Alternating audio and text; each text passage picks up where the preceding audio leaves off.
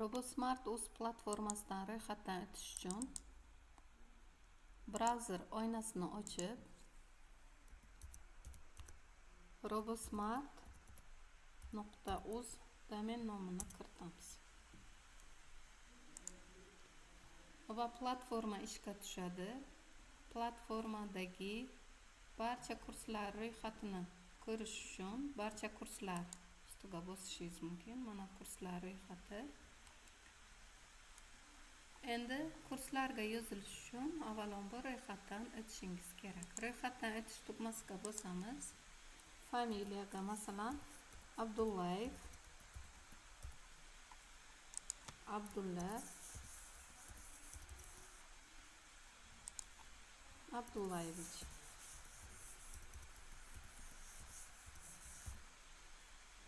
Tug'ilgan sanaga kalendardan tanlashingiz mumkin. Erkak va keyingi qadamga o'tamiz.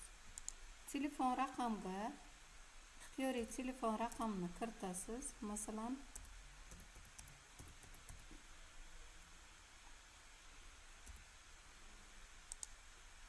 maktab nomini kiritish majburiy emas.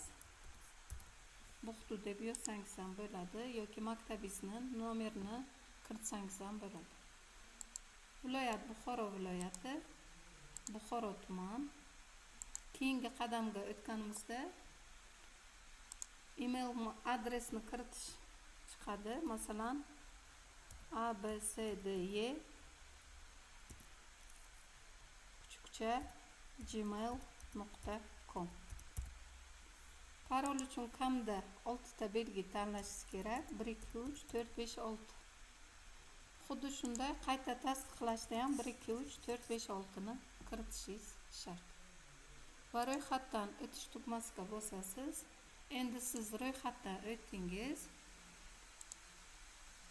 Parol, login va parol yodingizda qolishi uchun qaytib bu yerda kiritasiz.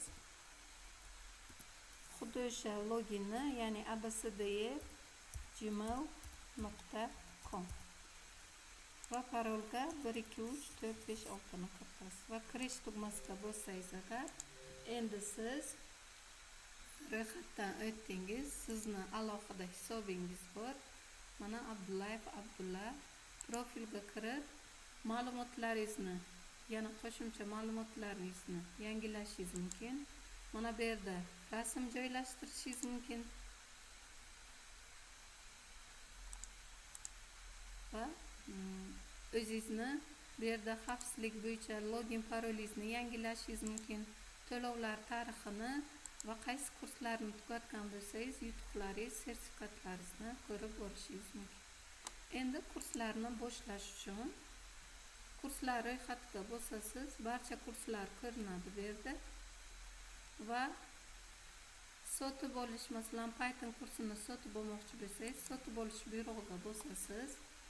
Mana bu yerda 200 minglik kurs to'lovini promokod yordamida, masalan, Buxdu 2026 promokodini qo'llash tugmasiga bosasiz va promokod muvaffaqiyatli qo'llanildi buyrug'i chiqadi va to'lov qilish uchun endi sizga 50 ming so'm talab qilinadi. Va to'lov qilish tugmasiga bossangiz, Automatic Payme oynasiga o'tasiz. Bu yerda oplata registratsiya qismida siz karta raqamingizni kiritasiz.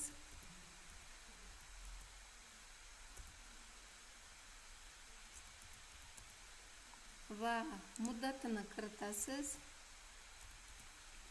Va oplatit buyrug'iga bossangiz agar 50 ming so'mni yechib olish bo'yicha karta ulangan telefon raqamiga SMS kodi boradi va bu SMS kodi xavfsizlik kodini kiritish orqali siz to'lovni amalga oshirishingiz mumkin.